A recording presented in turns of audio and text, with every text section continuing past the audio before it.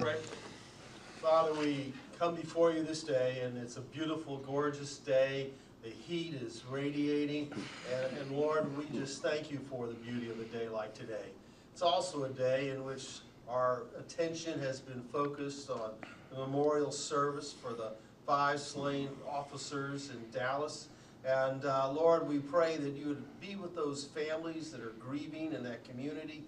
Just give them the peace and comfort that passes all understanding that comes from your hand.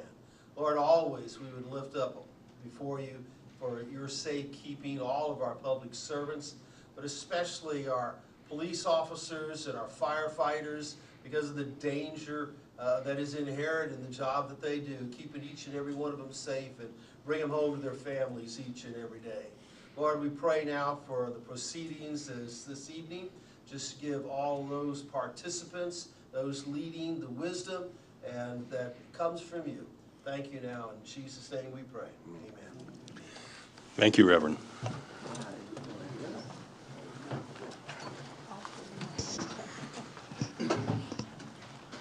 Well, I'm trying to get in the saddle of this dead horse. I'll ask the clerk.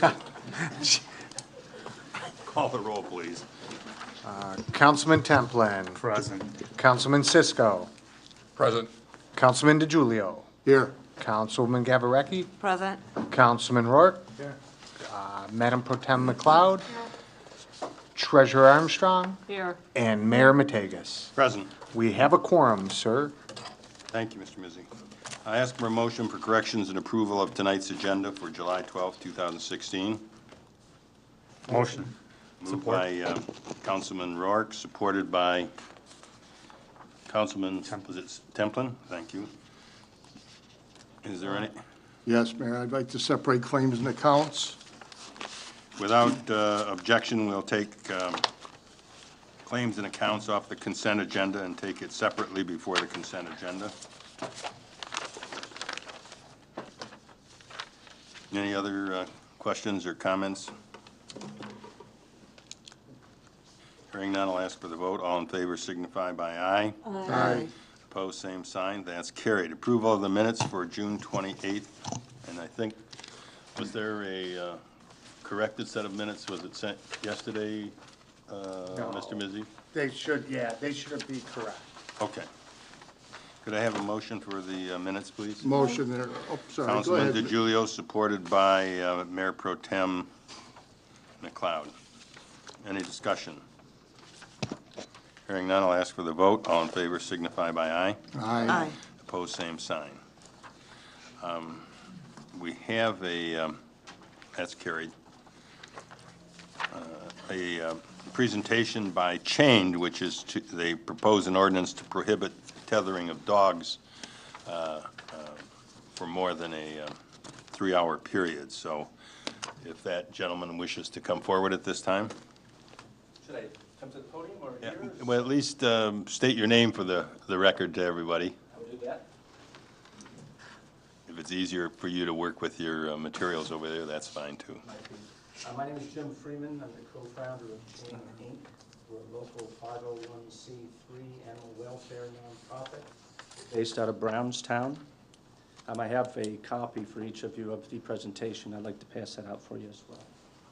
You want to pass it out for me? Thank you. If you can hear me, I'd just soon Sure, go Mr. there. Freeman, go over there. I think we're, I'd just like you to know that C.H.A.I.N.E, we don't have any ulterior motives for being here tonight.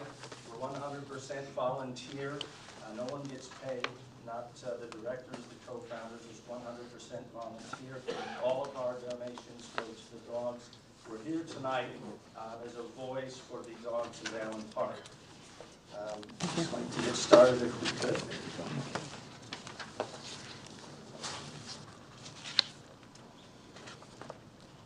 Okay, C.H.A.I.N.E was founded in 2011 by my wife Gina on the right there. She, at the time, was a home health care nurse in Southwest Detroit. She currently is working in a clinic there.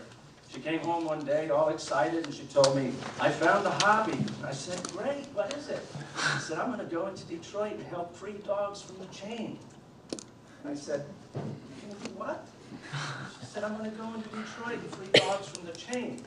I was completely against it. I said, you're not doing that, absolutely not. That's the craziest thing I've ever heard. There's 700,000 people in Detroit, thousands of dogs. What possibly can you do? And she said, I'm going to help them one dog at a time. And I absolutely forbid it. I put my foot down and I said, no, you're not doing that. And so C.H.A.I.N.E.D was founded in 2011. True story. And since then, we've helped over 1,400 dogs. We've provided 738 dog houses, and this is through December of 15, so those numbers have increased. We've had 544 dogs spayed, neutered, and vaccinated. We've built 49 fence projects freeing the dogs from the chains. And we've rescued hundreds of dogs, litters of puppies, and we have a network of rescues that help us out with those situations. We educate homeowners. That's the big part of what we do. We go in and we try to teach the owners to be better dog owners, to get them off the chains and into the home. That's the perfect situation. If not, if they remain outside dogs, we get them off the chains so they can run around the yard like a regular dog instead of being tied up all day. We provide food, vet care, straw, tethers, igloos. We provide heated water bowls and heated pads for the igloos in the wintertime to keep the dogs from perishing in our winters. What is meant by tethering or chaining? Well, what we see when we go out into the field is tethering would really be a misnomer or a euphemism. I brought an example of what we see out in the field. This is what we see around the necks of the dogs 90+% of the time. By any stretch of the imagination, you couldn't call this a tether. This is a tow chain. It's used to tow automobiles. We find this around the dog's neck, and make matters worse, I gotta put it down because it's very heavy. It's attached by a padlock or a master lock to make it even heavier. That chain often weighs more than the dog that it's hooked to. Now, can you imagine having that around your neck on all fours, 24 hours a day, every day? But that's what we see. Often, it's tied to some type of stake, or it's hooked around a tree, or it's hooked to a fence pole. The chain is often 8 to 10 feet in length, so the dog doesn't have a lot of room to roam. It has to literally eat, drink, sleep, urinate, defecate, all within an 8 to 10 foot radius. Often the chain will be bound around a tree or some other object in the yard where the dog can't even get to its shelter or its food or its water. The chain will often knock over the water bowl or the food. See it all the time. So these dogs have to live like that 24 hours a day, and they're often not given very much vet care. Some of them, as you see, the one at the top, that's one of our dogs that we helped. It was hooked to a car bumper. We've had dogs hooked to fences with chains to where they can't even lie down. We found them out in water up to their bellies where they couldn't even lay down until the water recedes. If we had not came upon a situation, the dog probably would have died. The U.S. Department of Agriculture has stated for the last 20 years that continuous tethering is inhumane. So this is not new. It might be relatively new to some of you people here tonight, but this has been going on for quite some time. Dogs are natural social beings. They need to wander around the yard and run and play. They need social interaction, stimulation. That's what keeps them from becoming neurotic or aggressive. They need to be a normal dog. Dog on the left, you probably remember that dog. That's Elsa from E-Course, where the owner had the dog tethered in the backyard, and the dog was frozen to the ground when someone found it. The owner was prosecuted for that. The dog is in a good, loving home now. It was adopted. It did lose its front paw, but it is otherwise a healthy, happy dog now. The dog on the right, you might recognize the last name, Odette. That's Capone. He had one of the worst cases of mange that we've ever seen. He was also frostbitten, but he got very lucky too. He's the Fresh Prince of Woodhaven. He's now been adopted by Mayor Patricia Odette of Woodhaven, and he hit the jackpot. He's good. Most of the dogs that, that we see, not most of them, but a lot of them, they can't make it through the winters that we have without vaccines. Many of them will die. One on the left there, we found over an E-course. We heard a noise. We were building a kennel across the street, and we heard this yelping noise. We went to investigate. Dog was hanging like that. That happens a lot. A lot of dogs will die by accidental hanging.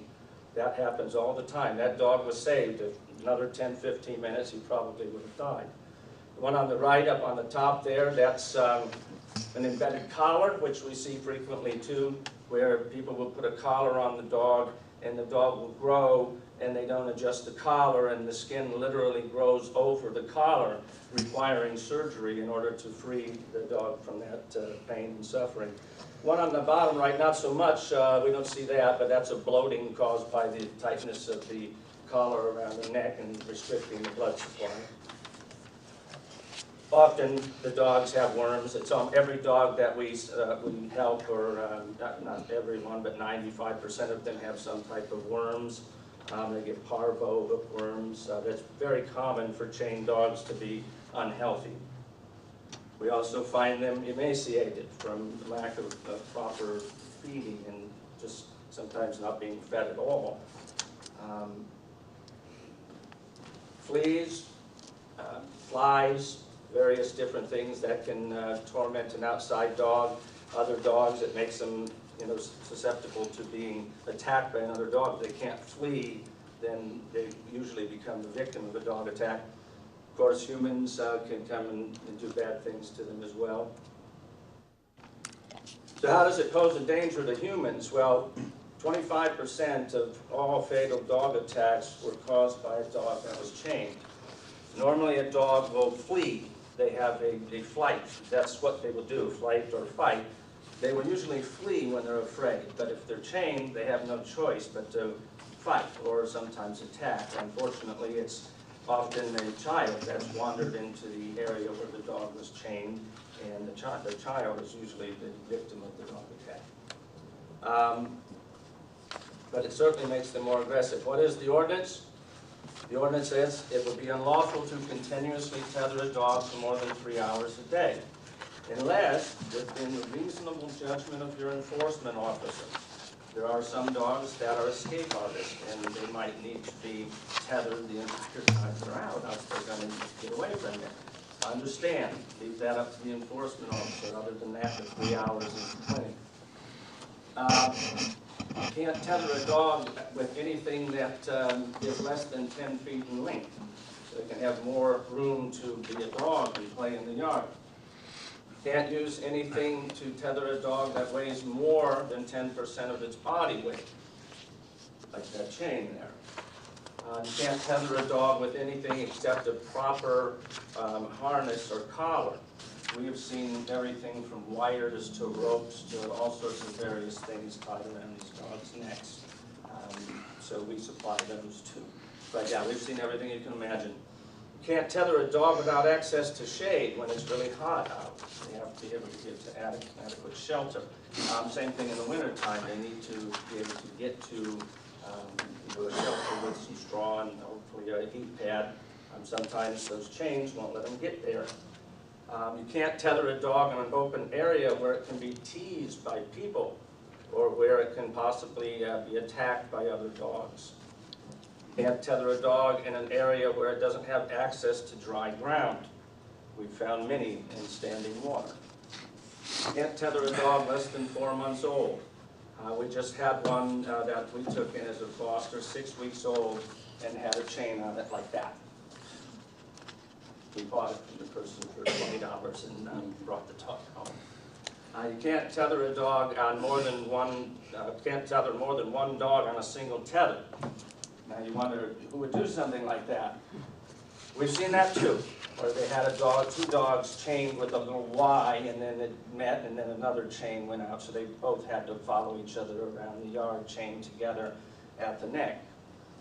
You can't tether a dog to an object that would let it get within 5 feet of somebody's property line. If somebody doesn't have a fence, you need to, practice due diligence to keep it from possibly, nipping a neighbor that might be out doing their yard work or something, so you have to keep it a certain distance away from the property line.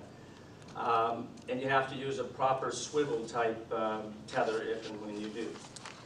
So a lot of these things, as far as the time, which is always a big concern of a lot of city councils, anything beyond the 3 hours should be at the discretion of your enforcement officer. The same ordinance was passed in the cities of Woodhaven, Trenton, Wyandotte, Southgate, River Rouge, East Forest, Brownstown, Westland, Dearborn Heights, Taylor, Melvindale, Lincoln Park just recently signed on. They're waiting approval of their emergency manager, but they have to go. There was a resolution passed by Commissioner Basham that the Wayne County Commission is encouraging all cities in Wayne County to adopt a similar ordinance like this. Just a couple other reasons why you should consider this as your animal controller, your law enforcement officers right now, until it reached the point of cruelty or neglect, they really can't do anything. They can get a call about a dog chained all day and there's really nothing that can be done. You have nothing on the books. Nobody, it's not your fault. Nobody would have thought that you would have to put this kind of thing on your books. I mean, who would treat a dog like this? But it's happening, and it's happening a lot. It's also, the dog is out all the time. It's a nuisance for the city.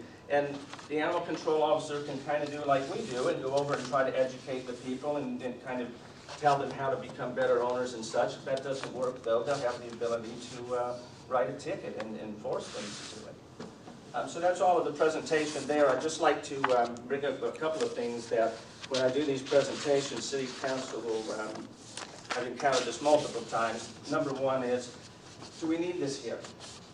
In Allen Park, is this a problem here? Well, right now, I can tell you, no, it's not. Is it happening here? Yes, it is. Now, can it happen at a greater degree here? Absolutely. 15, 20 years ago, Ecorse didn't have a problem with this. Inkster didn't have a problem with this. River Rouge didn't have a problem with this, and they do now, big time. It's an epidemic in some of those cities. I could invite you, any of you, to come along with us to go out into the field. We wouldn't have to go very far from where we are right now, and I can show you dozens of cases like this, from bad to god-awful. And not very far, a nice bike ride, a good walk, short car ride. It's closer than you think. The second thing that I hear is, how do we enforce it? Well, that's a good question. We don't expect you to have your law enforcement people staking out houses and waiting out front and with a stopwatch going, oh, well, there's 3 hours and 5 minutes. No, you'll know when you have a problem like this. The law enforcement officer will know, your animal control, whatever you have here, will know. More than likely, though, they're going to get a call from a concerned neighbor, a concerned citizen that's seeing this every day. That's where you're going to be able to act. When my wife went out to Detroit and said, I'm going to do this one dog at a time, well, how do you handle blight here in the city? And when it pops up, you handle it at one house at a time. If not, the city can turn bad overnight, one house at a time. So that's how you do it. You enforce it one dog, one owner, one house at a time. That's all I have for you tonight. I just, before I have one closing statement, I'd just like to ask if anybody has any questions. Any questions by council? Councilman DiGiulio. Well, what's the penalty when somebody does that? Is there a penalty for them, or like the dog that was frozen in Ecorse there to the ice? Well, What do you do to the owner? Initially, he had some pretty serious charges filed against him, but he did plea it down because he didn't have any priors, and he did get probation only, and I believe the fine was in the $3,000 to $4,000 range, and he was not allowed to own dogs for a certain period of time. I can't remember, it's 3 to 5 years. But yeah, that went to animal cruelty there. As far as this, you would make your own, but what do you do when somebody has blight at their house and they don't remove it the first time or the second time or the third time? I'm sure there's some set fine for that. Well, it would be the same here, that you would establish whatever you wanted to do for your city. Do they ever get any jail time? There have been jail time for people. We had one case in Flat Rock a few years back. I don't know if you remember, but a guy had left his 6 American Bulldogs in the backyard and moved. And by the time a neighbor found them, 4 of the 6 had died. They'd starved to death. The 2 that were remaining, one ultimately died. The other one was adopted. He did get jail time. Not as much as we'd like. He had to spend 6 months at night sleeping in jail, and then he could go to his job. We was hoping for much worse than that. But yes, it is happening. It's happening more and more. Thank you very much. Any other questions? Seeing none, Mr. Freeman? I'd just like to say, on behalf of the great group at C.H.A.I.N.E.D, all of our volunteers, but more importantly, I'd like to say from the dogs of Allen Park and any dogs that may come to live here, thank you for allowing us to be here tonight. Thank you for your consideration. And please, on their behalf, pass this ordinance. Thank you. Thank you for your presentation. Thank you. We'll move to organizational business by the city administrator. Thank you. Through the chair, if I may, I'd like to yield a few minutes to Mr. Bruce Hammond from C.H.A.I.N.E company for an update on a number of engineering projects we have going on. Thank you, Mark, and good evening, Mayor and Council. As usual, I'd like to start off with the 2016 pavement repair program, specifically Garfield Avenue, which we have now completed the paving of that. All the driveway approaches are complete. There's some sidewalks yet to be done, but that should be done this week. The restoration still goes on there from the excavation along people's property. And then the pavement markings and the joint sealing will be done, hopefully weather permitting, this Saturday.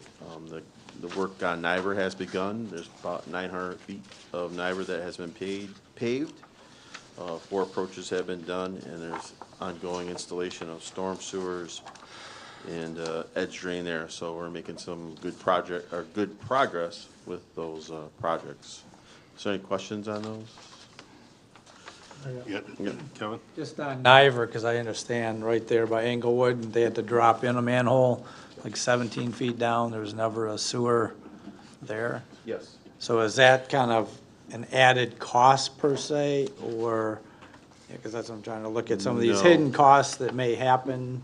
So that was part of the original plan. Okay, so we Yeah. knew there was going to be And an issue actually, there. we did some work today, did some checking, and were able to eliminate one of the, there was gonna be another manhole that was gonna be about the same depth, and we were able to eliminate that, so we didn't have to install it. We connected it to another catch basin, which, so in that instance, you know, we'll get a credit for that, so that we're not putting it in, so, yep.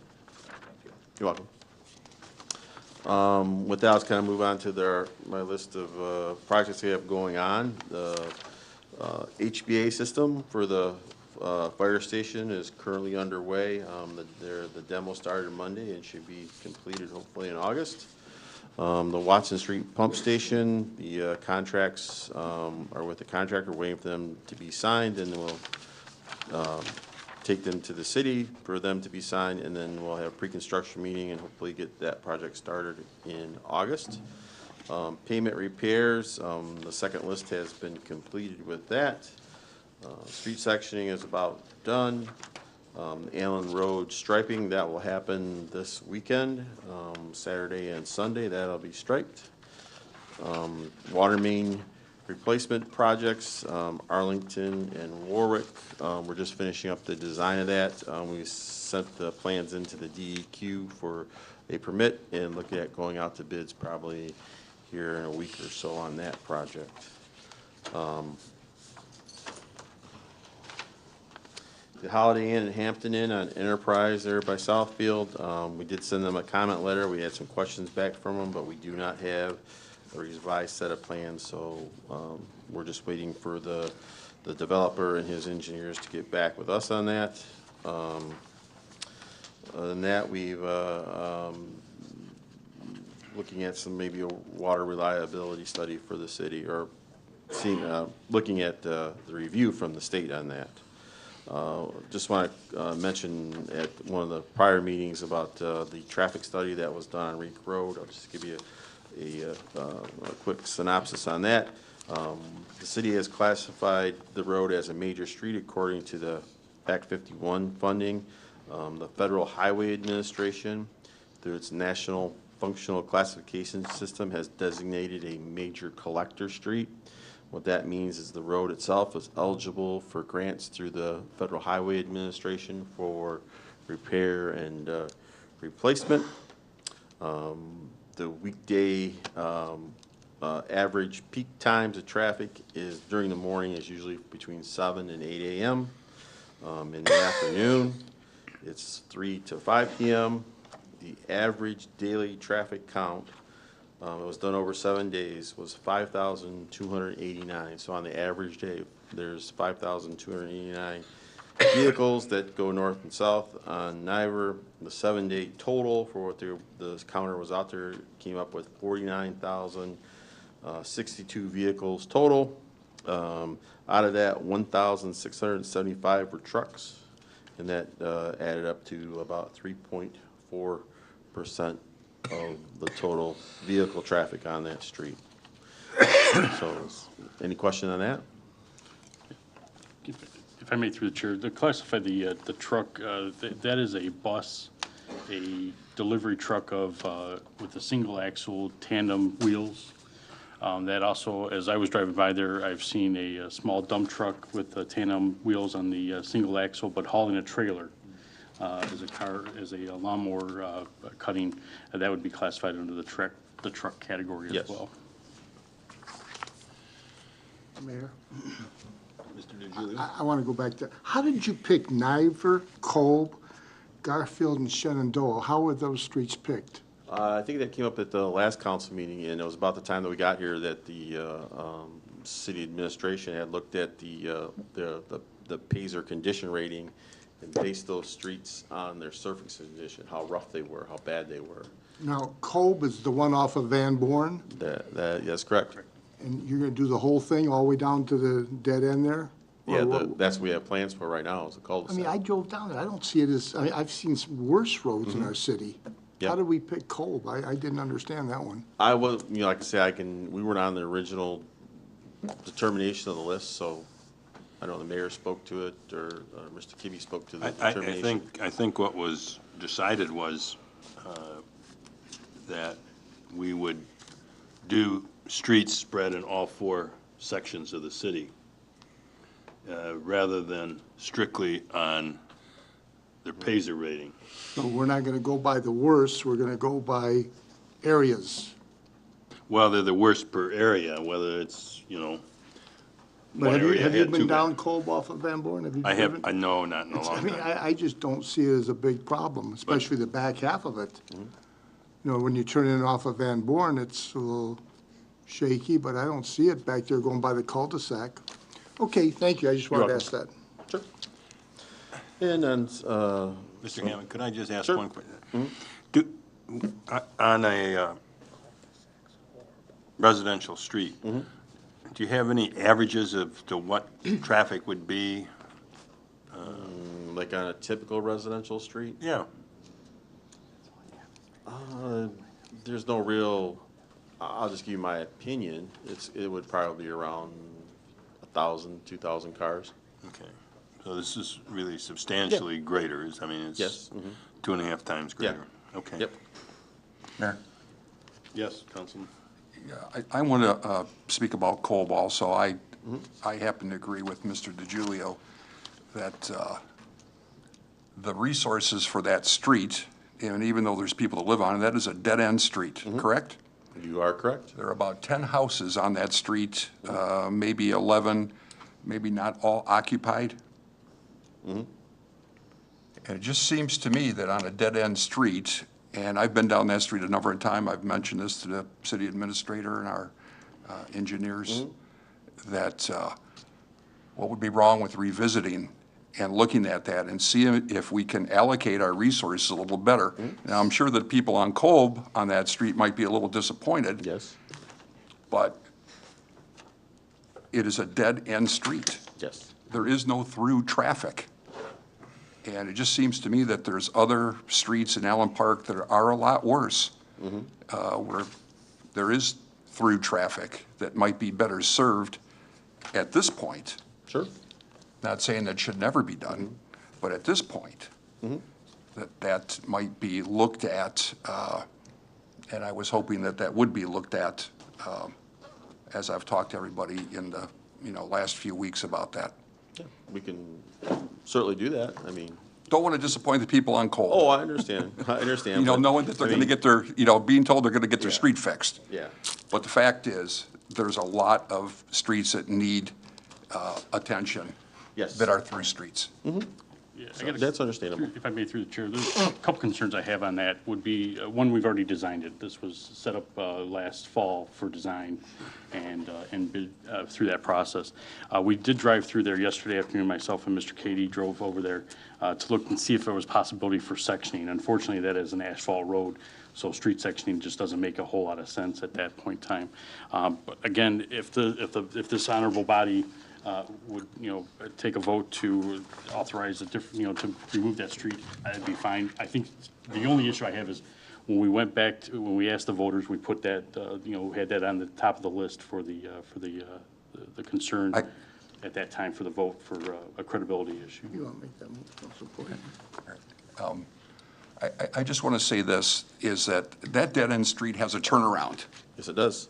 And there's a very large section that needs to be taken care of. That's more than a street wide. Yes.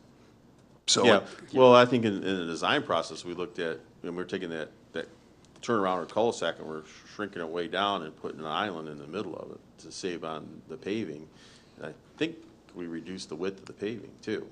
I think that goes from a 33 to a 31. Yeah, I think we took and it a has couple an of feet island. off to make the road a little bit narrower, and we did a lot with that turnaround or cul-de-sac in there too, because we didn't want, it was expansive, and it didn't seem like it needed to be that large for that, because it is a dead-end street. So that's what we did in the design to, lessen the pavement cost.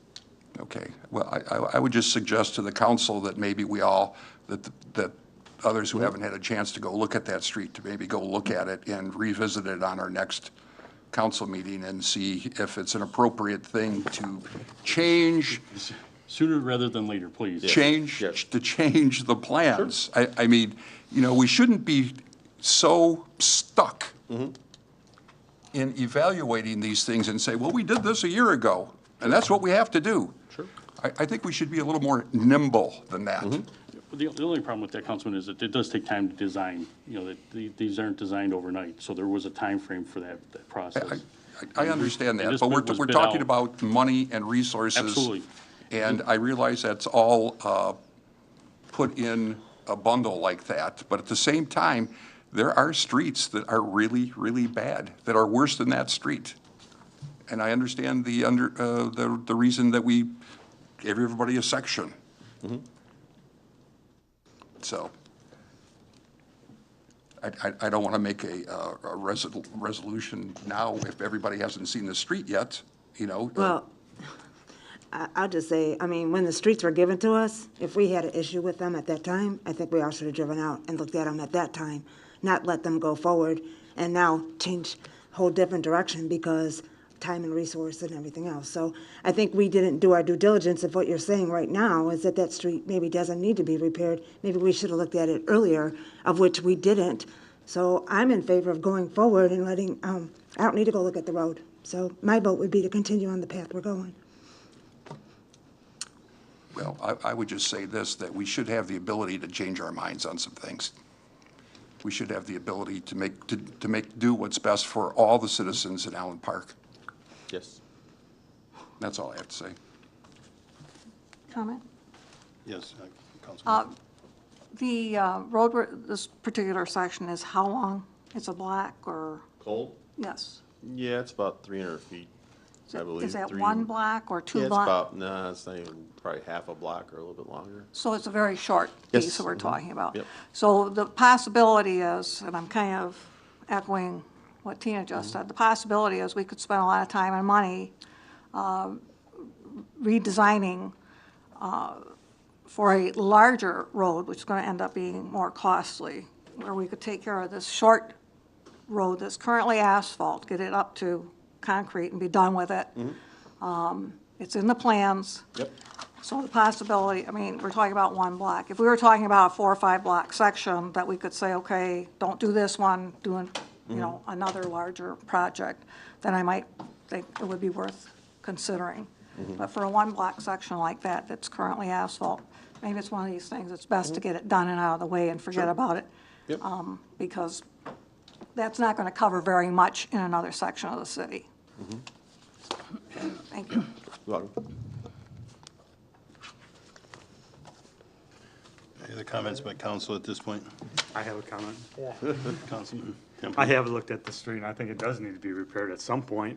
I'm thinking that we had a budget this year, and it was budgeted to do Garfield, Niver, Shenandoah, and what money we had left over, Kolb was picked as a street. I mean, it's, obviously, there's all sorts of streets in town that need to be repaired, and we can't get to them all in 1 year, and I think we set a plan, we had a budgeted amount. I can't imagine that we can take this little bit of money that we have for Kolb and apply it and fix a whole street, because we don't have the money for a whole street. We had money for a short street, so that's one that's getting fixed right now. We should stay with I think we just stay with the plan. Yeah. All the work's been done for it, so. I guess I'd just weigh in as, when we had the work session, getting ready to go with a, ask for the millage, we talked about a couple different alternatives of how we would select streets. And I had mentioned that Livonia did theirs an entirely different way. They had 15 citizens look at the Payzer ratings and pick the streets. I think we came to the conclusion that night that we would try and do work in all different areas of the city so that every area did get some work each year from the money that was generated by the millage. And I think that was just the choice that we made at that time. If we're going to revisit it, but I do agree. I think when we went for the millage, people had that understanding as to how the council was going to go. Obviously, if we had some street that had some horrific action that required an immediate situation, then I think we would deal with that differently. But it seemed to me that we made a reasoned decision at that time to go that way. And if we had to pick another street this year, I don't think we could get the engineering and everything done to even do the street. And we've already allocated the money, so the most we might get is another engineering for a street that wouldn't get built this work year anyway. So, if there are other comments, is there anything else, Mr. Hammond? I just have a couple short things, and Okay. I'll finish up here. In February, we applied for 2 federal aid grants for 2 streets. One was Moore Avenue, and the other one was the Enterprise Drive that makes up part of the off-ramp for I-94 that goes from there and connects to Oakwood Boulevard. Last Friday, the Federal Aid Committee for Wayne County met and approved the application for Enterprise Drive for a grant that would have the Federal Highway Administration pay for approximately about 81% of the construction cost, and the city would contribute about 19%. And that boils down to the total cost of the project would be $912,000.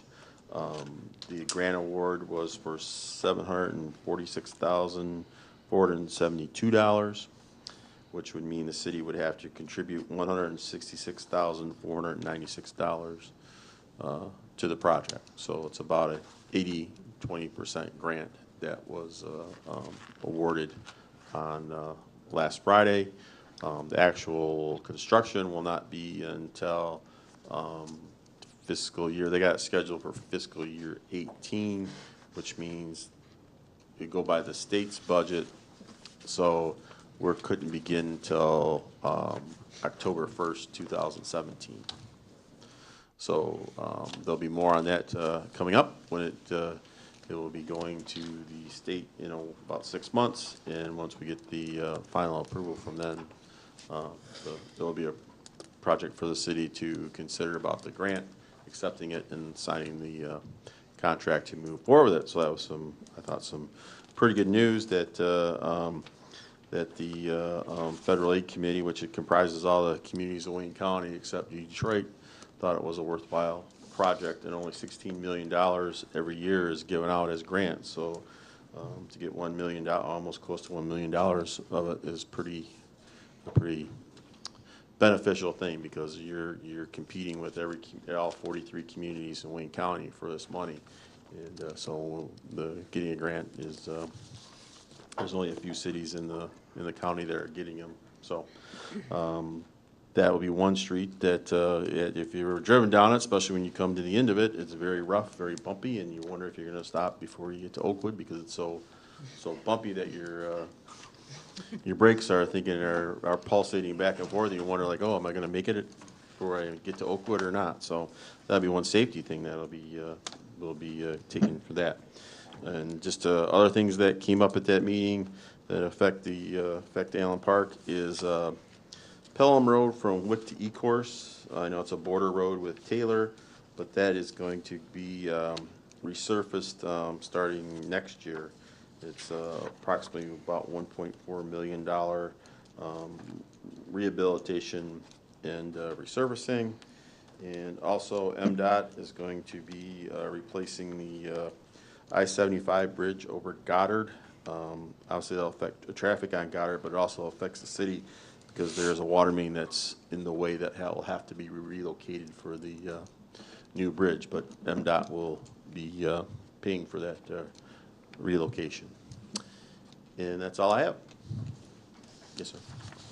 On the Enterprise Drive, do we get any credit for what we had to do this year when we got a call from the county and said we had those great big holes? And we went in there and, okay. Because if you went, we had. Oh, yeah, I can imagine. If you look at the S on there, Yeah. the trucks coming off the expressway are really beating up that little bit of city road. Yep. And right at the turn at the top, I mean, there were holes that were this big, and this deep. For the cars, it was really dangerous. And then, as you said, at the bottom where those trucks yeah. really put their brakes Oh, on it, yeah. and they're coming down that thing loaded. I couldn't believe it when they called me and said, hey, you got to fix this. And I said, what do you mean we got to fix this? Isn't that the state or the county? He says, no. Yeah. That one block is city yeah. connecting a county and a state road. Yep.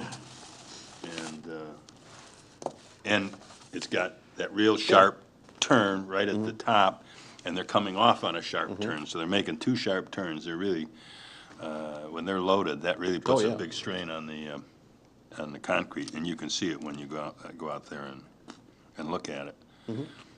Other thing is, MDOT just called today, and we will be sponsoring a public hearing on the work, and it'll be August 7th or 10th. Yeah, And it'll be from 3 to 7:30, and we're gonna host it here. They came and asked for a couple of dates, and they said they're actually gonna put a wall up there, and I thought, We're at Goddard and 75? but along the park there, do you know how high that bridge, you know how high a wall that would be? Oh, yeah. Anyway, We'll see. My concern is you just got done fixing Goddard, that road, and now they're gonna tear it up again to, Take out a it bridge. doesn't make sense. So we need to pay attention to some before and after pictures there. Sure. Because you're gonna Oh, have yeah. some heavy equipment on a road that we just paid for. The other question I have is going back to Moore, that didn't get the grant. No. Did they give us a reason why? Or- I think the biggest reason was the amount. The total project cost was like $4 million to do all of it. The grant amount that you asked for was like 3.2. And since it's only $16 million, you'd be getting like almost a quarter of it. And what they'd like to do is they like to spread it around different communities. So I think we can try again next year, but only do maybe a smaller section, maybe around $1 million. And I think we'd have a better chance at it. Traffic count was also an issue. Yeah, traffic counts too, it's low. So when you go from Rosedale to Dixon, London, there's probably more cars there. That's such a thoroughfare. And right now, there's probably a 12-inch pothole Oh, yeah. coming west on that. Yeah. When we go to put that counter out there again, we'll let everybody know so you can make Yeah. sure you cross it Go multiple over it, times. yeah. We'll announce it. Everybody will and- announce it, but they let everybody know where it's at. But like that section though, I think it would be the best to try to apply for that section for a grant instead of trying to do the Correct. the entire Yeah. thing. Yeah. From Yeah. Rosedale to Yeah. Dix Lincoln. Right. would be- Well, I would Yeah. think from Lawrence to the railroad tracks. Yeah. Which is actually beyond Allen Park. Okay. Maybe as a- So maybe Lincoln Park would join us on that. Yeah, on that. they could. Yep, and they like that too, when two cities, do a project. Because that first 100 yards, I think, is theirs, and it's maybe the worst, because again, it's at the bottom of that hill from the railroad tracks, Yep. and all the trucks and everything just beat the heck out of it. Yep. And they do come through there to go up on, to get to 75, or Sure. coming off 75. Yep. Also, That's it. Bruce. Thank I'm you, all Mr. set. Hammond. You're welcome. Thank you. And Bruce touched on almost everything on my item, so I'm just gonna go home now. He's got me covered. He's got me covered here, so. Just again, the Garfield Road work is continuing with that street improvement millage. And as Bruce did mention, concrete, large portion was poured already from just south of Englewood to to about the midpoint between Leslie and Wick. I think they poured another 900 feet again today. So that's, they're making good progress over there. HVAC, I know the fire chief is very happy to see the guys over there making progress on that project. I think he told me yesterday it was 83 degrees in the office. I don't even want to know what it was today. But I think I heard the chief mention that somebody donated some additional air conditioning units. Belfour donated additional air conditioning units to the fire station to help keep the guys cool, as the heat and humidity this last couple days is going to be pretty unbearable in there. Bids for the exhaust removal system are due the 21st, and as of 8 o'clock yesterday morning, the fire chief lifted the open burning ban that was in place because of the dry conditions around prior to the 4th of July. The community build playground at Bacabella Park was very successful. Special thanks to the Allen Park Citizens Civic Fund, Lowe's of Allen Park, C.H.A.I.N.E.D, Bucelli Group, and Great Lakes Ace of Allen Park. If you haven't been by there, the project came out wonderful. I'm sorry, and Cuvier, Penta, Cuvier, and Kobelak as well were donors to the project. We were over there the next day. Kids were already playing on it, and the couple parents that were there were very happy to see a nice improvement to the neighborhood park there. The new Zamboni ice resurfacer for the ice arena arrived last. I should have announced this at the last council meeting, but it was on the 28th that arrived. So that is ready to go. I think we're going to be adding an item to allow for auto leveling on the resurfacing, which will make it a lot easier to get a level plane without the drivers having to adjust various aspects of the machine. This will be almost surfacing at that point. Cardio drumming, that has gone off very well. We've gone from one evening per week to 2 evenings per week. They're now there Tuesdays and Thursdays. So when you're here Tuesday nights, don't worry, Thursday night, they're ready for you out there. I think they gotta bring a ball, the drumsticks, and I think that stuff is also available to be rented from the company, I believe, as well.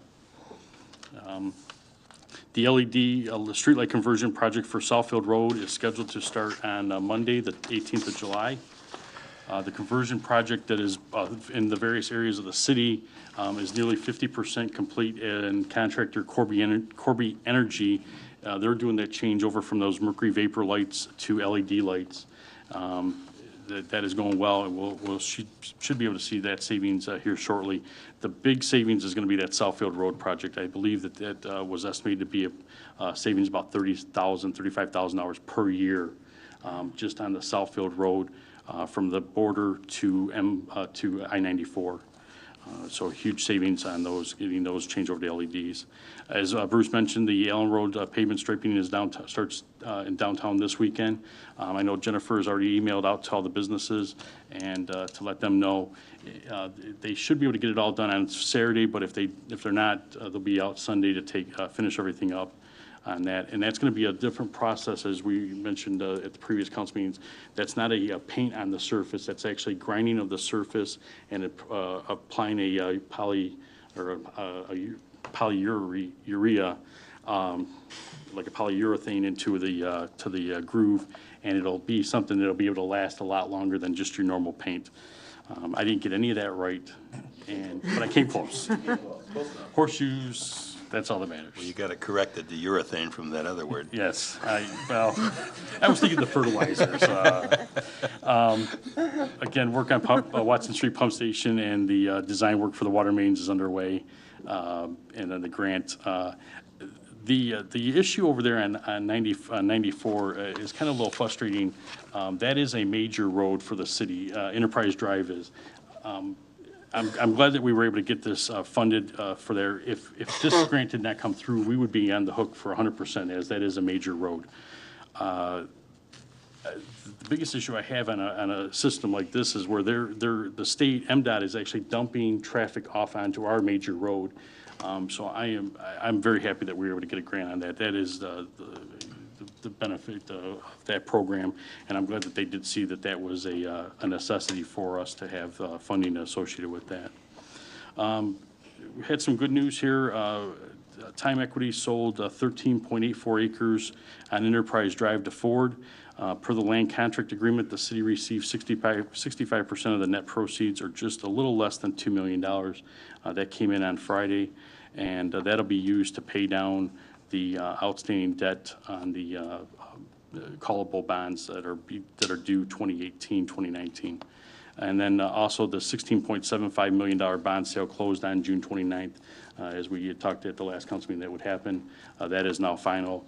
I was not here on Thursday or Friday, but I believe that was the day Mr. Katie, after hours, did cartwheels down the hallway. And I'm going to have to take his word that that actually happened.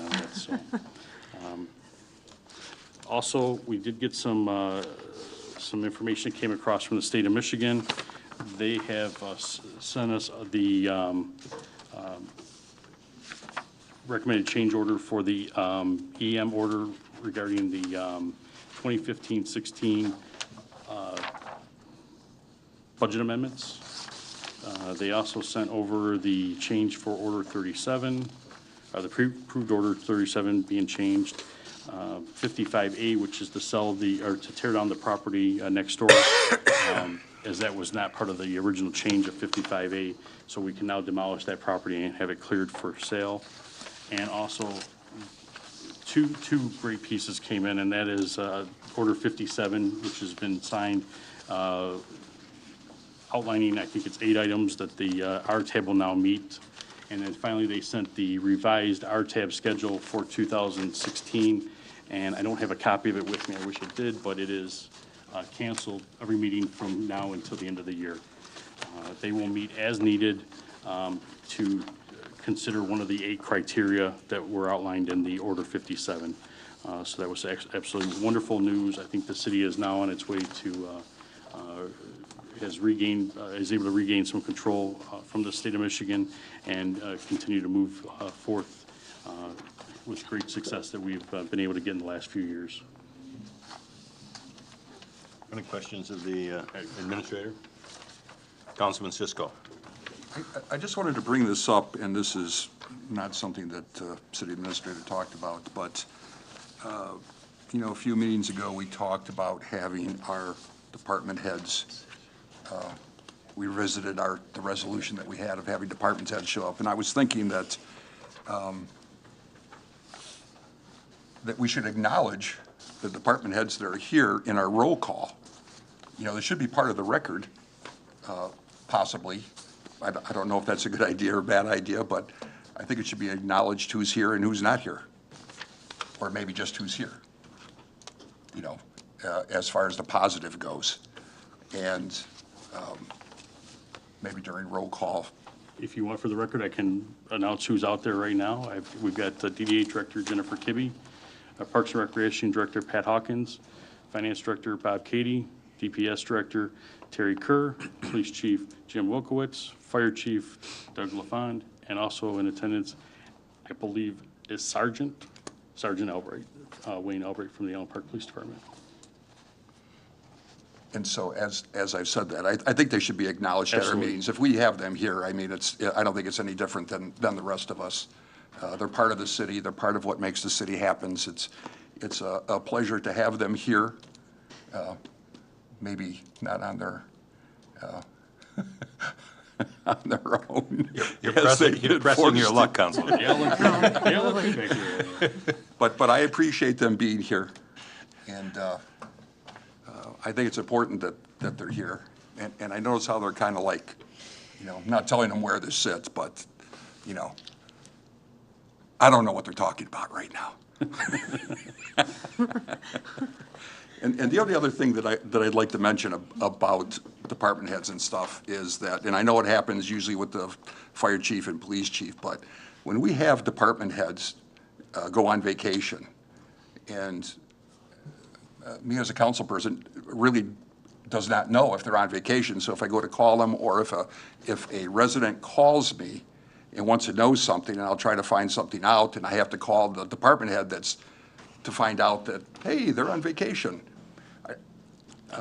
Somehow, we can communicate a little bit better, hopefully, that way. And then, who is the person in charge after the department head leaves? Who is the person to contact? I'm kind of unsure about all those things, and I just think it's a good idea that we make some kind of little thing up for that. I will take the blame on that. I did have emails from those guys, from both Chief LaFond and Wilkowitz. I will forward those on to Mayor and Council, and both of them do indicate who the in charge is. Yeah, I just want to say that usually when Chief LaFond goes, he sends it out citywide. I think Chief Wilkowitz also does that. And I know, at least for Chief LaFond, it's always identified that Deputy Chief C.H.A.I.N.E. is in charge. But the rest of the departments, I don't know. Okay, we'll make Like sure, Mr. Boomer's we'll on make sure vacation? You get that information, yeah. Who's in charge? Who do we call? Can I just add caution to that, and hopefully Chief will back me on this, that if someone calls me, I'm not gonna tell somebody they're on vacation. I'd rather let me get an answer for you, whatever, just for security purposes, safety purposes and things like that. Are you talking as a council person? No, I'm talking if a department head's on vacation, I don't wanna publicize people are on vacation. It's more of, if I get a call and somebody has a concern, I'll get back to you, or I'll talk to somebody within that department, or if it's the administrator, or whatever the case is. I don't want to come back to the citizen and say, well, so-and-so is on vacation, because just from a security, safety standpoint, from that standpoint. I agree with what you're saying, that, and usually the chain of command, we have some of that information, or if we don't, we need it to follow up with it, but if you understand, I wouldn't want to be giving out so-and-so's on vacation at this time for that response. That's my view with it, but. And I don't think I'd be telling anybody's on vacation. I would just try to find out the answer that they needed to know, and try to find out who I am supposed to contact at that point. Okay. Yeah, so. I would just say, Councilwoman Gavricki. to echo a little bit off of that, in the past, I mean, we were always told to include the administrator in our request to the department head, so that the administrator knows what you're asking of that department head. So that, I mean, if 4 of us go to that department head, the administrator doesn't know. The poor department head is searching for the information for all 4 of us, when we could have just gone to one person and copied him on it so he knows if more than one person is asking the same question. And as far as department heads being on vacation, I've gotten emails stating that they're on vacation, so, from a majority of them, and who's in there to call while they're gone. So I don't know what the issue is, so, but going forward, it looks like it'll be better. So I just wanted to say, I do get information. Well, I'm not saying I didn't get information, just to counterpoint that. I'm saying I have gotten some information, But and other I information think I you're don't going get. after one department head, so I'll be quiet. Thank you. City Administrator Kibbe went on vacation? I didn't know. Councilman? You yield the floor, Councilman DiGilio. I didn't know. I'm a little concerned now. Is this a cash cab? Everybody talks? Councilman DiGiulio, please. Mr. Kibbe, did you get my message today? I did not. You did not? Okay, because I called you, and I left a message. There's 2 homes, and this elderly senior citizen has been calling me. And I actually drove out to her house and walked around and checked on the 2 neighbors. And the one, I've never seen a mess like that in somebody's backyard. The other one's a mess too, with trash barrels and that, so I left you a message. I'd like to- I'll follow up with you after the meeting, and we'll get But those. yeah, the other corrected house, I out. mean, it's just, I've never seen anything like that. There's gotta be rats, mice, and everything else living there. I just have never seen a backyard look like, well, maybe mine. No, I mean, I've never seen a backyard that look like that. Thank you. Any other comments by council? Thanks, Mark. If I may, one more comment, if I may, through the chair. At the next council meeting, we will have the list of tax foreclosed properties. That came into the city clerk Mizzy right at 5:30, and we had it hot off the press. There are only 2 houses listed on that property at this point in time, and we'll be bringing those forth to the mayor and council to go ahead and accept those with Wayne County. So we'll have that at the next meeting. I got that email to him, Oh, okay. and I forwarded it to everyone. All right, thank you. this evening. Just before I ask for the motion on the administrator's report, he announced to us that we got the bond sale closed on June 29th, which was for $16,750,000. But just to tell you the machinations that Mr. C.H.A.I.N.E.D had to go through as our CFO, the state was originally going to handle the bond issue. And they didn't do it. And in fact, we got a call 5 days after all the bonds had been tendered, the old issue, and the new bonds were supposed to pay for them. And they said, by the way, you're 5 days overdue in paying your bill, $16,750,000, which is kind of a shock to us. Wasn't really a shock, but, and Bob did really work, and he got a Bank of America to come forward, and they gave us a 9-month loan. And that was from last September, Bob? November, okay. And so we had 9 months to get that closed. And meanwhile, our bond rating was not investment grade, it was CCC. So bond worked with Standard & Poor's, and just before we issued the new bonds, he got us with Standard & Poor's, went over all our financial records with them and convinced them, and we went to investment grade. We're at A- on those bonds. Now, the other bonds that are outstanding, they didn't change those ratings, but that's not so bad because they're out there and we got to pay them as they go. But the A rating made, when we got the new bonds, we were paying something like 6.75% on the old bonds. The new bonds, on average, because it's a spread between the first year and the 30th year, it's a 30-year bond issue, is about 4.52. So we save for 30 years about $190,000. Did we calculate, Bob, somewhere close to that? So I think Mr. Cadi's to be congratulated for getting in that position and getting this thing behind us, because it could have been a real problem. Now, Bank of America did say they would continue to loan us money. I mean, they didn't have a choice. If we didn't get a new bond issue, able to get it out, we wouldn't have been able to pay them $16.7 million. So they had to do something different. And in their loan agreement, they had other terms, but those terms raised the interest rates even higher. So not higher than the original bonds issued in 2009 and 10. But I just think you should know what went on to get that issued, and that Mr. C.H.A.I.N.E really worked very diligently with the state, Standard & Poor's, and got the matter done for us and saved the city a considerable amount of money over a long period of time. So with that, I'll ask for a motion to accept. Motion. Moved by Councilman Cisco. I'll support my good friend, Councilman Mr. Cisco. DiGiulio has supported. Is there any further discussion or questions? Hearing none, I'll ask for the vote. All in favor signify by aye. Aye. Opposed, same sign. That's carried. We come to the public comment portion. As everybody knows, on the back of the agendas is the rules of decorum to be used by all of us when speaking to each other. So if you would keep that in mind when you come forward. And at this time, please come forward. Me, Mayor, Council, Sergeant Wayne Albright with the Police Department. I just got a few things I'd like to say tonight by way of encouragement to you and encouragement to the citizens of Allen Park. As probably most of you felt and heard last week, there was a pretty big explosion in Melvindale. Downriver Mutual Aid was put in effect as it usually is and worked very well. But mutual aid is not exclusive to just police and fire. It's citizens, it's businesses, organizations that also can help out in time of crisis. And that's exactly what happened that night.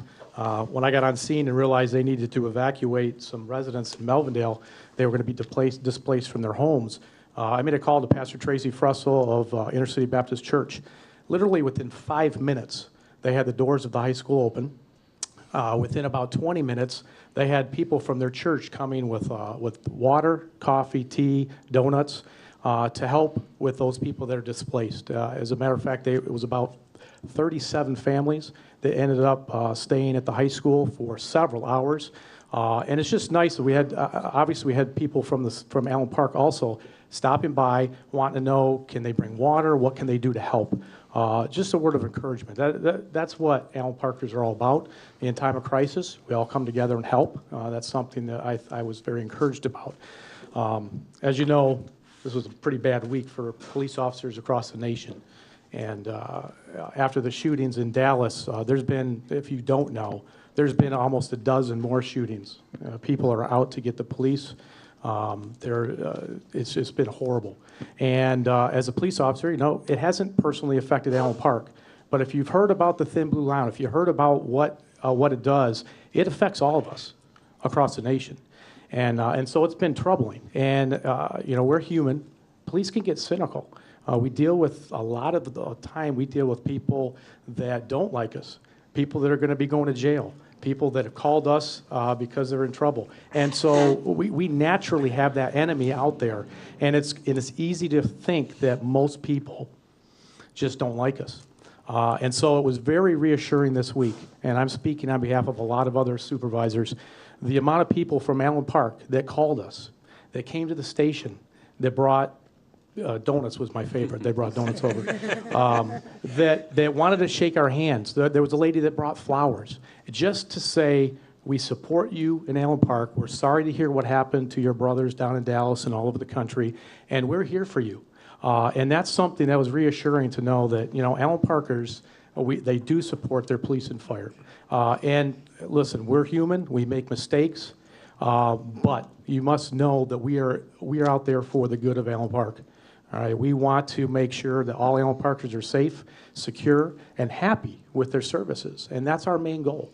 And so that was nice to see. The unity for Allen Park coming together. And one more thing, speaking of unity coming together, I would like to announce, because the police department will be participating in the Street Fest for JMS. It's a community event to help raise awareness for autism spectrum disorder, autistic kids. This is a free event. It's a community event for everyone. You guys already approved shutting down the street on Park Avenue, I believe, in front of, yes. So in the Elks Club. This event is on the 23rd of July from 4 to 7 p.m. There's going to be music, games, prizes, drawings, free food. Again, this is open to the public.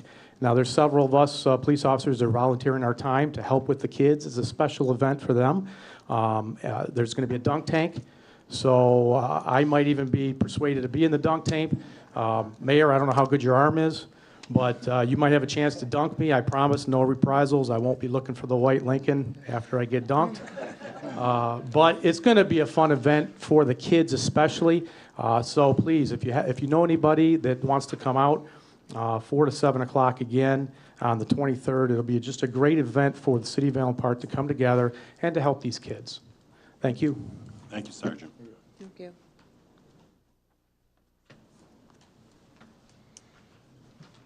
Any other citizens?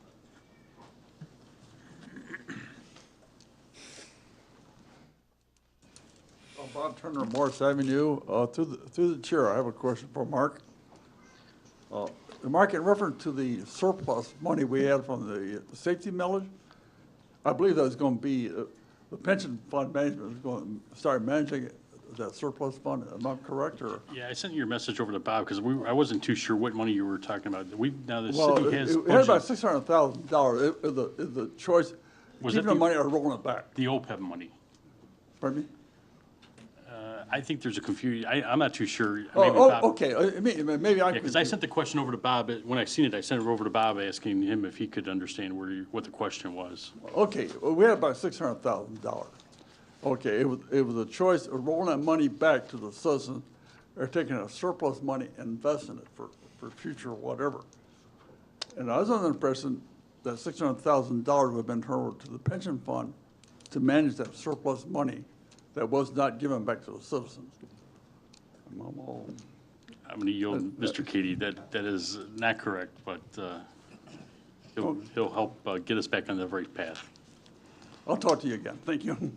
If I may, through the chair, I think Mr. Turner has two items confused. There's the $500,000 that we annually contribute to our OPEB liability that's in the budget for the next 5 years to try to bring that liability down. And then there's Order 37, which gives now council the choice of what to do with any excess fund balance, which can be, at council's pleasure, moved to a new fund for reduction of debt or to fund future capital projects in the capital plan. In the mid-year budget adjustments, once the audit is completed, I will have something for council ready to look at as to what to do with those funds, and either to put them to a capital projects fund for future projects or to look at reducing debt. As you know, one of the projects I'll be working on now that the refinance is done is to look at finding ways to pay off those untendered bonds, the ones that are still out there, as the mayor was saying, at 6 3/4, some as much as 7%. There's about $9 million of bonds left out there that are callable in 2019. And over the term of those bonds, if we were to retire those in 2019, it would save the city in principal and interest almost $17 million. So that's what we want to try to look at, and I'll have something ready for that with, like I said, with the mid-year adjustments. So just hopefully that answers Mr. Turner's question. Thank you. We'll catch up with Mr. Turner after the meeting, I guess. Yeah, I think so.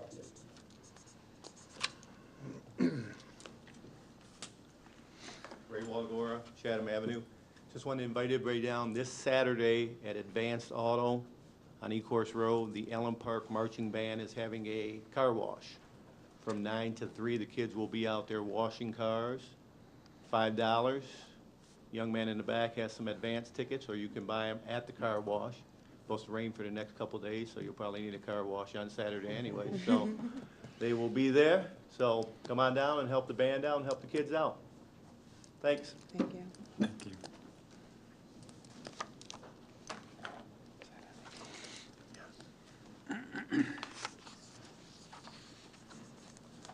I see no one else at this time, so we will move on to the consent portion of the agenda, but the claims and accounts will come up first, and I'll take a motion to put claims and accounts before the council. Motion, Mayor. Councilman DiGiulio has moved. Do I have a second? Second. Mayor Pro Tem McLeod has seconded. Councilman, why don't you take your questions, please? Okay, my first one here is the fire and general liability here for the, from the Michigan Municipal League. And the renewal of the premium, it's $298,890. What did we pay last year? Last year, we were around $269. So we're up about 20,000. That have anything to do with the two successful lawsuits last year that were filed against the city? You know, they don't get into details of what they were. The average around the state for them was somewhere between 3 to 8%. So I think we kind of fell right in that line with them. Okay, thank you. And let's see, over here on page 2, we're still under administration. It says the capital outlay building lease, Allen Park Equities, and it's for, what is it, $42,500? What's that about? That's actually not, it's for the Census Logic annual hosting fee. That is the water,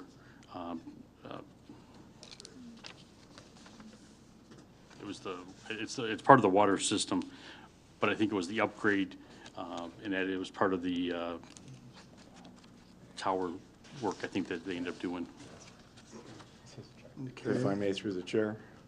The census upgrade started with the whole City Hall upgrade when we moved over here into new computer systems. Part of what we were doing when we upgraded all the systems was also to upgrade the water reading system. Census is the ability to let us read meters from City Hall and pull in those reads without having to send guys out to read meters. So that was a total system upgrade that occurred, and that was the last payment on that system. Okay, and then another question, thank you. Another question is the $21,157. That's the rent for City Hall for July, is that correct? That is correct. Okay, that really is a crawl with me that now we lease back what we used to own. That really is. Let's see, what else we got here? Yeah, I don't think those two are that important to me. Let me, let's see, let's go here to page 5 and see what happens here.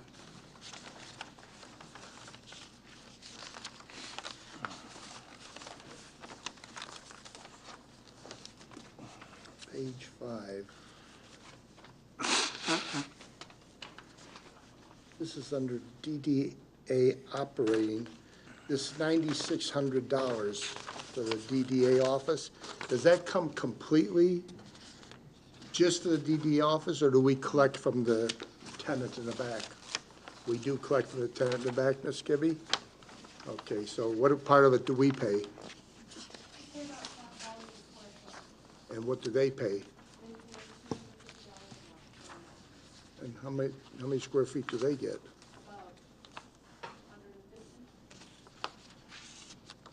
Okay. All right, let's see. I think that's about it for me tonight.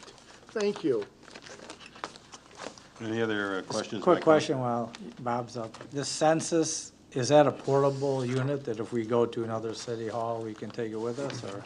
No, it's a fixed unit, and there are some equipment here in City Hall that's on the as you remember, we had to sign a new lease agreement with American Tower so we could put Right. that equipment and get it higher up in the air. Once we moved from that location to here, we wanted to get better coverage. So that is equipment that's over there either on the Okay, ground. so it's not on this No, building we're on per that se, tower, it's on- right. Okay, Right. thank you. Any other questions? Hearing none, I'll ask for the vote. All in favor signify by aye. Aye. Opposed, same sign. That's carried. Thank you very much. I will ask that the consent agenda for items A2, payroll report, B1, 2, 3, and 4, which is finance overview for June 2016, budget and actual report, balance sheet for June 2016, cash flow for 2016, and then a permit for the Allen Park Unity Walk, which will take place next July 21st. So could I have a motion on that, please? Motion. Support, Mr. Mayor. Councilwoman Gavarecki, and supported by Councilman DeGiulio. Is there any discussion? Hearing none, I'll ask for the vote. All in favor signify by aye. Aye. Opposed, same sign. That's carried. Thank you very much. We're down to resolutions. The first one is, we're required, I believe, to vote on the Senior Alliance's multi-year plan. They have the new 3-year plan for 2017 through 19. Can I have a motion to put that before council? Motion? Moved by Councilman Templin, supported by Councilman Rourke. Is there any discussion? I think everybody received a rather complete, I think we received the complete plan. I believe so. I wasn't too sure if it was going to be included, so I did leave the website there if you want to go to their website and check it out as well. Well, I'm glad you sent it, because I went to the website before I got it, and I couldn't get on the website. You can't. Sometimes it works out well then. If there's no discussion of this matter, I'll ask for the vote. All in favor signify by aye. Aye. Opposed, same sign. That's carried. A resolution to appoint a new deputy finance director, and if I could have a motion. Make that motion. I'll support for purpose of Councilman discussion. Cisco and Councilman DiGiulio. Okay.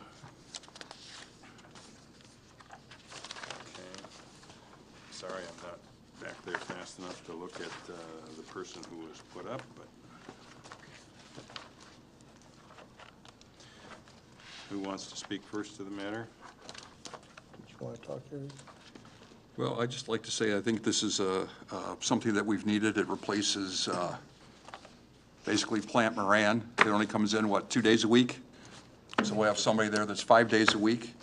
I think it's been needed for a long time. And I think we've got the blessing of the, basically the RTAB at this point. Not that we need it going forward for something like this. But one of the great things about Amanda Wirtz, she lives in Allen Park. So we get to employ full-time an Allen Park person. So good job, whoever worked on that. I can't say that that was our first criteria. We had over 20 applications. I was actually shocked at all the apps we got. Amanda has been here and working in the city. She's with Plant Moran. It was a big move for her to decide to leave Plant Moran to come to the city, but having 2 young children at home and the convenience of this, she just couldn't pass it up, the opportunity. She'll make a great addition to the city. She's very familiar with our systems. There'll be very little transition time. And as I mentioned almost a year ago in budget, we're spending over $90-some thousand a year for Plant Moran to be here 2 days a week. This, for a lot less money, will allow us to have somebody here 5 days a week and getting all the work done that with all the other special projects we've been working on, we just haven't been able to do. So this will be a great addition to the city. And when I'm not here, you'll have somebody else you can call in my department now. Can we ask what she's being paid? I think. The starting salary is $73,800. And Mr. Cisco answered it. You're getting, Plant Moran will be leaving shortly? They'll be here for a while. I mean, we have some things that they're working on that we want to finish. We've just started all of our work now for the 2015-16 audit.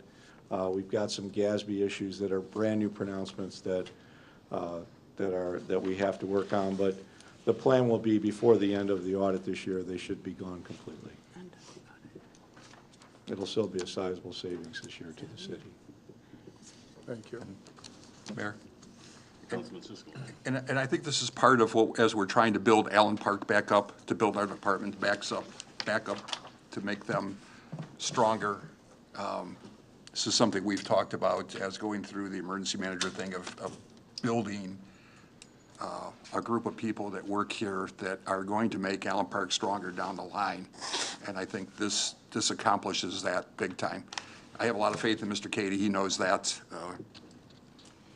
But it's always good to have a couple of set of eyes on things and to get the city moving a little faster. And this also allows us to start setting up a transition plan.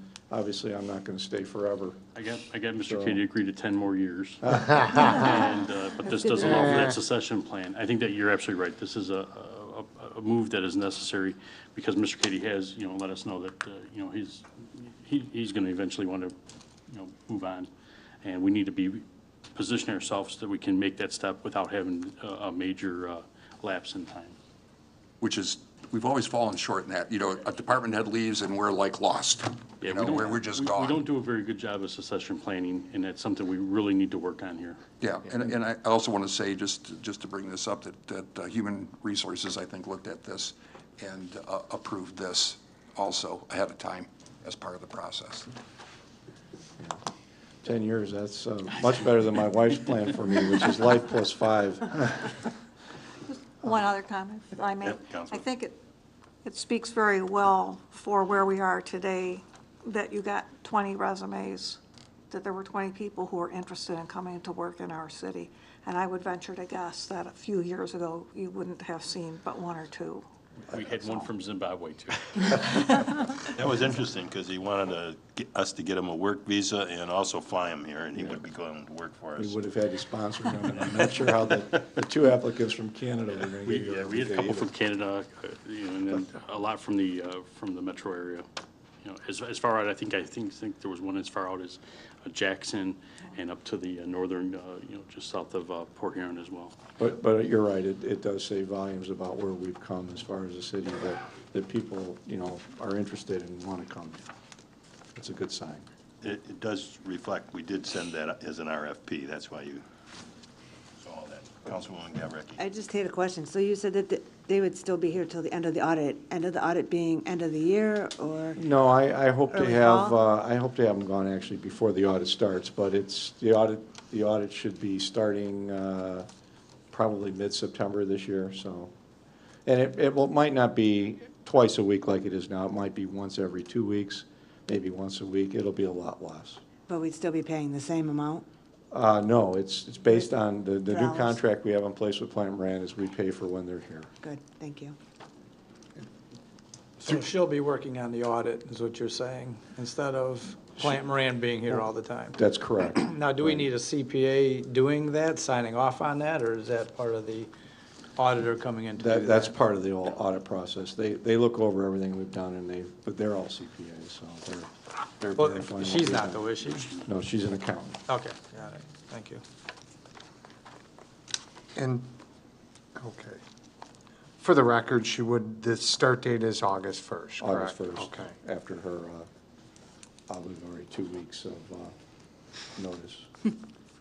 And she would enjoy the appointee benefit package as all the appointees? Okay. Any other questions by council? Congratulations. Thank you very much, and I'll make sure I get her I asked her if she wanted to be here tonight, and I think she's a little shy. She lives by me, But, I'll walk and say hi. We believe she was But watching we'll on get her at a TV. future meeting, introduce her to everybody. Thank you. Thank you. Before I call the vote, I should say one additional thing.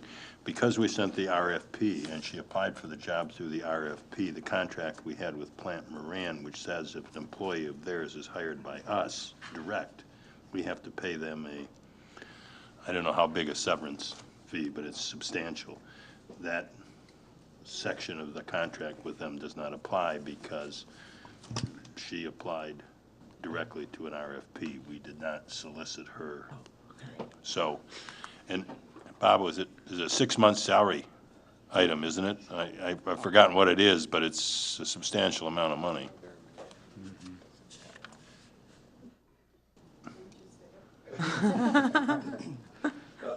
Again, the contract with Plant Moran says that if we hire one of their employees, we have to pay them 200 hours at the employee's rate. She was being charged us at $133, I believe, an hour. So it would be.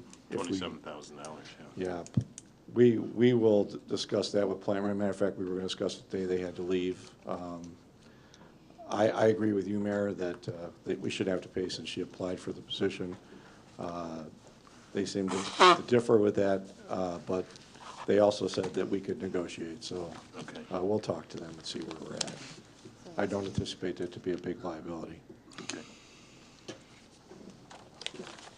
If there are no other questions, I'll ask for the vote. All in favor signify by aye. Aye. Opposed, same sign. We have a resolution to buy 2 pickup trucks for the Parks and Rec Department through the state of Michigan's MDO bid. with funds from account and to bypass the city bid process, as there is no economic advantage since we're using the state bid. So I'd like a motion to purchase 2 new Motion. pickup trucks. Support Councilwoman Gavarecki, supported by Councilman Cisco, and it should say that we're using the M-Deal bid process. That's all right with the person making the motion and second? Yes. Is there any discussion? Are these replacements? Yeah, I do have pictures of what they are replacing. If you'd care to look. The information is in the memo, I think, that was attached, probably as the last item. Yep. Yeah. Is there any donation with any of this to, Scrapyard. anyone? Can we get some scrapyard? Oh, I'm keeping the good one. Okay. Which one is? Which would that be? With 4 tires? One with the Dutch I would have, if I may, Mr. Mayor, I apologize for not having the exact dollars and cents into you for this. As you can see in the memo that I submitted, I asked for 2 pickups and 1 cargo van. The final cost came in today because of the certain spindle hitch that we have to have to move our trailers, as well as the regular hitch. And I'm still trying to find out whether that trailer we have actually works with the electronic brakes or whether we need to not spend the money on that option. And so I would ask if you would consider revising your motion to 1 cargo van and 1 pickup, because as the cost came in, I didn't have enough money in the budget for all 3 vehicles. I'll ask Councilwoman Gavarecki, are you willing to Yes. amend your motion? Councilman Cisco, the second? All right, Yes. so those changes have occurred. Any other discussion by council? Councilman Cisco. You know, this is a question overall about the actual fleet that exists within Parks and Recreation. Can you answer how many vehicles we actually have total? And I'm going to get you off guard here a little bit, and how we've replaced the older ones with the newer ones, and where we at as far as I an can tell you overall? about a little recent, I might be off exactly on the numbers, but we have 2 dump trucks, 2 pickups, a cargo van, and a Crown Vic. All of these items, with the exception of the most recent dump truck, have been hand-me-downs, to my understanding, have been hand-me-downs from other departments when they were no longer useful. So they weren't in the greatest of shape when we got them. We also have senior vehicles that we don't use to run around and get messed up with paint spilling in them, and they're used for transportation for basically the senior program. We have 2 of those that we own, as well as the smart vehicles, only 1 of which is running. In a roundabout way, I think I've gone through the fleet that we've had, but the 2 senior vehicles are new. The 1 dump truck that we got last year was new, and these are the new ones. If I have the years in the memo, I didn't bring the memo with me, I'm sorry, but it did have the years in the memo that I submitted. I think they're 97s on the. 2000, yeah, 97. Yes. And another reason for bringing this forward today, even though I didn't have the numbers, was that the order cutoff for the 2016 My Deals is July 15th, and the new production won't even start until sometime in mid to late September for the 17s. And so that's why I was trying to get this in. So the Crown Vic is just, it's like a runaround car, basically, for, you know what I'm saying? Yeah, when it runs. Yeah. Yes. And we're getting rid of that, though, right? Well, no, when I had planned on it, but the budget numbers came in a little bit higher than I anticipated, so I'm going to hold on to the Crown Vic. I need the utility van and a pickup much worse than I need the Crown Vic. All right, thank you. I know this question came up last time. Are these Ford vehicles? Or Yes. who's Ford? Any other questions? Hearing none, I'll ask for the vote. All in favor signify by aye. Aye. Opposed, same sign. That's carried. Thank you. Thank you, Mr. Hawkins. We're at other business. I'll take council comments at this point. I'd just like to thank everybody for coming tonight and have a good night. Stay cool. Councilman O'Rourke? Just want to thank Sergeant Albright for coming up and talking about police and fire and working together with the citizens. And like they said, Allen Park's such a great place. Let's all work together. We had the presentation of the dogs. If you see something like that, bring it to somebody's attention. Everybody has to be watching out for their neighbors. That's what it's all about. So thank you and good night. Councilman DiGiulio, excuse me, sir. That's okay. This is actually for the fire chief. I think the residents need to know this. We have a firefighter impersonator and a fire investigator impersonator. Where are they going? I mean, where are they, what's that about? Well, it says here, worked with Allen Park Police Department detectives on both a firefighter impersonator and a fire investigator impersonator. Both different people, it says, no? Okay. I just was curious, you know, people should.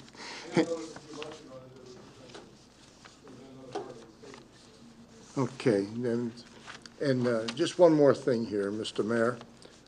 I think we're short of people on the Ethics Committee right now, aren't we? Didn't we have one, well, I think we still have Mr. Corvera, and we have Mr. Martinson, and we have Mr. Basio, but I don't think we have Mr. Blakey and Mr. King in Allen Park anymore, do we? We do not. So are you going to put out a notice that we need a couple of, because, you know, the citizens did vote me back on council, so I think we need a full boat ethics committee at all times. So are we going to put out something for that? I'm trying to get people for that, yes. Thank you. So you are looking into it? Yep. Well, I think that's very important in our city. Thank you.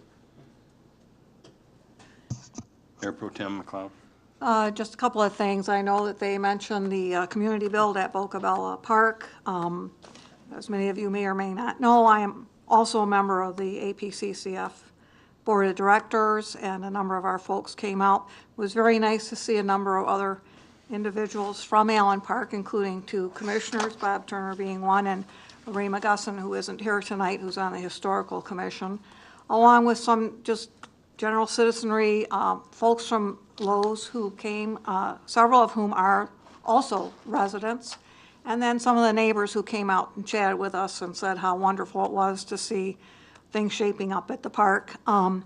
When I went in, I had no idea what we were going to be doing. If you see any of the pictures on the city's website or the APCCF website, it is a huge structure.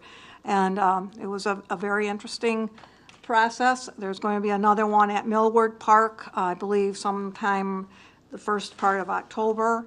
That will be publicized, so any individuals who want to come out and assist with that, I'm sure will be more than welcome. It was a very enjoyable day, and I think we all stretched ourselves very well.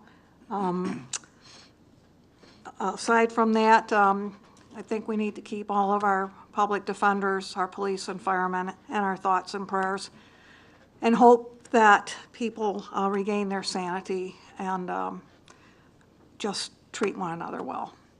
Thank you all for coming, and have a good evening. Councilman Cisco? Yeah, I just want to, mention Chief LaFond, issued a fireworks ban because of the dry season. I want to thank him for that. He did the right thing. He absolutely did the right thing. And then it was up to the residents to do the right thing. And, and as I looked on Facebook on a number of things, I was truly horrified that people were actually trying to incite other people to go out and shoot fireworks in spite of the ban. I think the fireworks ban, it's never going to be, when something like that happens, it's never going to be enforceable. It's like almost impossible. I think we all know that. So we have to leave it up to the common sense of the people that live here, and that you're concerned about your neighbors, that if you shoot off a firework, you don't want to burn that house down. And I think one of the interesting parts of that ban was if you were caught or liable for burning your neighbor's house down, it's going to cost you. That would be your expense. And I think leading up to 4th of July, I think it was fairly quiet. 4th of July was ever, but I saw stuff on Facebook that said, you know, people saying, it's un-American not to shoot fireworks off. It's unpatriotic to not shoot fireworks off because of the ban. It's unpatriotic, un-American. Really? When did that happen? You know, so I think as we go along, as Mayor Pro Tem McLeod has just said, we need to have some love for everybody. We need to be able to look at our neighbors, and you don't have to talk to them, you don't have to like them, but you should have to respect them. And, you know, respecting your neighbors is important, especially in a community like Allen Park, which I believe that happens on a regular basis. And for the police officers that we just hired, you know, and as we see what's happening, you know, it's not an easy job. And I just want to remind people that on our last council, we had a council person who suggested that we could hire police officers for $15 an hour. That is just ridiculous. It was ridiculous then, it's ridiculous now. We need to pay our police officers. We need to embrace them. They're just human. They make mistakes. There's not a person in this room that doesn't make mistakes. So we just need to kind of get over some of these things, support our city, support our departments, support our mayor, city administrator, our council people, and make this a better city. Keep striving to make it better. So hope everybody has a good weekend. Thank you. I want to thank everyone for coming out tonight, and want to remind you that July 21st, we'll gather in front of the Presbyterian Church at 6 o'clock for the Unity Walk. We will go down to Cabrini. There will be pizzas and hot dogs and soft drinks served, and that will be some short remarks by a number of speakers, and then at 8 o'clock, the members of St. Francis Cabrini will be serving desserts for all those that want them. We do have assistance along the route. If somebody has problem walking the distance, the fire department will be able to assist us if something occurs that's untoward. And the Parks and Rec will have their smart van at St. Francis Cabrini for those who have their cars parked back at the Presbyterian Church. We will take you back to your cars at the end of the evening. And, you know, obviously, if you don't want to walk or unable to walk that distance, I still encourage you to come just directly over to in front of the activities building, which is on Lawrence, just south of Englewood, and join us for the evening. I think it's a nice way to meet your neighbors and make some new friends and have a good evening. So with that, I'll take a motion to adjourn, please. Motion. Support. Moved by Rourke and supported by Councilman Gawarecki. All in favor signify by aye. Aye. Opposed, same sign. We are adjourned at 7:44 by the official clock.